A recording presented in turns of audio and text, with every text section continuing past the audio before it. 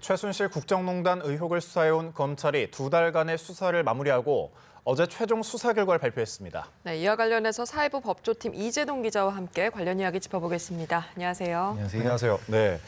어제 수사 내용 공개, 새로운 내용이 꽤 있네요. 그 내용을 10초만 공개해도 촛불이 횃불이 될 거다. 이랬던 정호성 녹음 파일과 관련한 내용이 일단 눈에 좀 띄네요.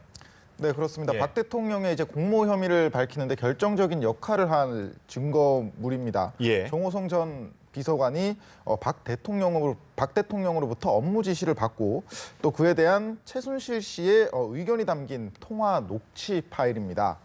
검찰은 지난 10월 29일 정호성 전 비서관의 자택을 압수수색하면서 휴대전화 여러 대와 그리고 태블릿 PC 한 대를 발견을 했다고 밝혔습니다. 예. 그곳에서 이제 이 문제가 된 녹취 파일이 나온 건데요. 휴대전화 8대 그리고 태블릿 PC 한 대 이렇게 총 9대에서 그 안에 들어있었던 녹취 파일을 다 뽑아봤더니 파일이 자그마치 236개 상당히 많네요. 합니다. 예. 그렇습니다. 뭐 시간으로 따지면 35시간하고도 30분 분량이라고 하고요. 예. 이 중 대부분인 224개는 대통령 취임 전에 녹음을 한 파일이었고 취임 후에 녹음 파일이 12개였다고 검찰은 밝혔습니다. 네, 주로 어떤 내용이 담겨 있었습니까? 네, 이제 주된 내용은 정 전 비서관이 최순실 씨한테 문건을 송고한 후에 예. 최순실 씨에게 문건을 송고했다 이렇게 연락을 하면은 이에 대해서 최 씨가 전화를 해서 그에 대한 자신의 의견을 얘기하는 내용이 많았다고 합니다. 정 전 비서관과 또 대통령의 통화도 있었는데 그 대화 내용은 주로 이제 업무 지시를 받는 내용이었다고 하고요. 말씀하신 것처럼 뭐 내용을 10초만 공개해도 촛불이 예. 횃불이 될 거다. 뭐 이런 보도도 있었는데 검찰 관계자는 뭐 이에 대해서도 언급을 했습니다. 사실 뭐 이런 말은 사실과 다르다. 일단 그 녹취 파일을 들은 사람이 수사를 지휘한 서울중앙지검 1차장 검사와 그리고 특수 1부장 검사 이렇게 2명밖에 없었기 때문에 뭐 검사들 사이에서 그런 녹취 내용, 녹취 파일을 직접 들어본 검사는 거의 없는 것으로 전해졌다고 하고요. 다만 이제 녹취록에 정 전 비서관이 최순실 씨를 선생님이라고 불렀다. 그 내용은 맞다고 확인을 해줬습니다. 최순실 씨와 이제 정호성 전 비서관이 이제 녹취 파일에서도 드러났듯이 상당히 많이 연락을 주고 받은 것으로 이제 드러났는데. 뭐 청와대 문건이 상당히 많이 오갔다고 해요. 이제 그 문건을 주고받는 방법에 대해서도 검찰이 밝혔거든요. 주로 두 사람은 이메일 아이디를 공유를 했다고 합니다. 예. 정호성 전 비서관이 특정 이메일에 이제 문서를 올려놓고 최순실 씨에게 전화나 문자를 보내서 올려놨다, 문건을 올렸다라고 하면은 이제 거기에 하답하는 방식으로 최순실 씨가 그 아이디에 접속을 해서 그 문건을 받아보는 형식으로 그렇게 문서가 오갔다고 하는데 취임식 전후에 그러니까 2013년 2월부터 2014년 12월까지 최순실 씨와 정호성 전 비서관이 895차례 통화를 했고 1197차례 문자를 주고 받았다고 합니다. 예. 뭐 하루 평균 뭐 한 번 이상씩은 전화 또는 문자를 했다는 건데 그만큼 두 사람의 그런 밀접한 관계였다. 뭐 이런 사실을 반증하는 뭐 증거가 될 수 있을 것으로 보입니다. 네, 이런 수치가 또 말해주는 것 같은데 이 녹음 파일과 함께 또 다른 핵심 증거로 떠오르는 게 그 업무용 포켓 수첩. 그 안종범 전 수석의 업무용 수첩에 적힌 그 내용인데 검찰은 여기에 대해서는 좀 뭐라고 하던가요? 그렇습니다. 뭐 녹취 예. 파일과 함께 또 다른 핵심 증거죠. 이제 안종범 전 수석의 업무용 수첩, 예. 업무용 수첩에 대해서도 언급을 했습니다.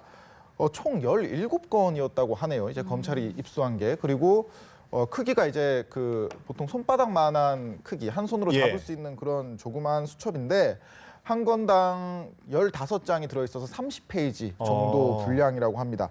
근데 이제 17건이니까 총 510페이지인 셈이죠. 작성 기간은 작년 1월부터 올 10월까지. 예. 이제 안 전 수석이 그 수첩 안에 VIP의 지시사항, 그러니까 박근혜 대통령의 지시사항을 빼곡히 적혀 있다고 검찰이 밝혔습니다. 그만큼 이제 박 대통령의 그런 여러 의혹을 그리고 공모 사실을 밝히는데 이제 녹취 파일과 함께 결정적인 증거가 될 것으로 그렇게 보이는데 예. 아직 박근혜 대통령에 대한 뭐 검찰 조사가 이루어지지 않았지 않습니까? 그런 상황에서 그런 혐의를 밝히는데 중요한 증거물이 되지 않을까 검찰은 보고 있습니다. 박용수 특검팀도 이제 이 안전수석의 수첩과 그리고 그 정전비서관의 녹취 파일을 검찰로부터 받은 것으로 보이는데요. 예. 이 내용을 집중 분석하면서 앞으로의 수사 방향을 이제 수립하는 데 참고하는 것으로 알려졌습니다. 네, 검찰이 어제죠. 김종 전 문체부 차관과 조원동 전 청와대 경제수석 비서관을 재판에 넘겼는데 박근혜 대통령이 또 공범으로 적시가 됐다고요. 네, 그렇습니다. 이제 뭐 두 사람을 기소하면서 각각 박근혜 대통령이 공범이다 이런 사실이 두 사람의 공소장에 이제 적시가 됐는데요. 네. 뭐 하나씩 말씀을 드리자면 일단 문체부 산하 공기업 그랜드 코리아 레저라는 그런 업체가 있습니다. 지난 5월에 이제 장애인 펜싱 팀을 창단을 했었는데 예. 당시 그 장애인 펜싱 팀 소속 선수들의 관리를 이제 그 최순실 씨가 운영하는 더 블루케이라는 회사에 맡기도록 이제 김종 전 차관이 힘을 썼다. 뭐 이런 내용이 이제 검찰의 수사 결과로 밝혀졌는데 여기에 바로 박근혜 대통령이 가담을 했었다 이렇게 본 겁니다. 그다음에 뭐 조원동 전 청와대 수석의 같은 경우에도 2013년 7월에 CJ그룹의 송경식 회장에게 이제 이미경 부회장의 퇴진 압력을 행사한 혐의를 받고 있거든요. 네. 이것 역시 박근혜 대통령의 지시가 있었다. 예. 이렇게 검찰이 수사 결과를 발표를 했습니다. 앞서 검찰이 박근혜 대통령의 공범 사실을 적시한 게 사실 이번이 처음은 아니지 않습니까? 예. 앞서 뭐 최순실 씨라던가 그리고 차은택 씨를 재판에 넘길 때도 이제 각각 미르 K스포츠 재단의 출연금 모집이라든지 아니면 KT의 광고 몰아주기 강요 이런 범행에도 이제 박근혜 대통령의 공모 사실을 적시를 했었는데 예. 어제 이제 또다시 공모 사실이 적시가 되면서 박 대통령의 범죄 혐의가 더욱 늘어나게 됐습니다. 지금까지 적용된 뭐 범죄 혐의만으로도 뭐 직권남용을 들 수가 있겠고요, 우선. 그리고 강요 미수, 비밀 누설 이렇게 총 4가지 혐의로만 따지면 4가지 범죄 8가지 혐의가 현재 적시가 된 상태입니다. 예. 그동안 이제 우리 이재동 기자가 계속해서 수사를 좀 열심히 취재를 열심히 해왔는데 아무래도 이제 검찰 수사를 보면 좀 점수를 좀 매길 수 있을 것 같아요. 몇 점이나 줄 수 있을까요? 네, 이제 뭐 검찰 수사가 마무리됐기 때문에 그런 평가를 해볼 수도 있을 것 같은데 네. 하지만 아직까지 뭐 특검의 수사가 남았기 때문에 제가 뭐 몇 점이다 이렇게 말하기는 좀 조심스러운 부분이 있습니다. 하지만 예. 이제 뭐 법조계의 대체적인 평가는 낙제점은 면했다라는 것이 대다수의 의견이거든요. 이제 하지만 물론 검찰이 처음에 이제 수사에 돌입을 했을 때 이번 사건을 특수부가 아니라 형사부에 배당을 했었죠. 그리고 또 예. 수사가 시작되고 미르 K스포츠 재단의 증거인멸 정황이 계속해서 드러났음에도 불구하고 약 한 달 정도 그렇게 압수수색을 하지 않으면서 너무 늑장 수사를 하는 거 아니냐, 정권의 눈치를 보는 거 아니냐 이런 비판의 목소리도 제기가 됐습니다. 하지만 그 후로 대통령의 퇴진을 요구하는 촛불 시위가 본격화됐고 이제 검찰 입장에서는 이러다가 이 수사를 미진하게 했다가는 검찰 조직이 큰일 나는 것 아니냐 하는 그런 위기감을 느끼는 분위기가 이제 검찰 안에서도 형성이 됐습니다. 예. 그 후로 이제 엄정 수사 기류가 조성이 됐는데 현직 대통령을 일단 피의자로 입건을 했고 그리고 여기에 뇌물 혐의 부분에 대해서도 수사를 진행하지 않았습니까? 이런 부분은 굉장히 인정을 받을 만한 부분인 거는 맞다고 보입니다.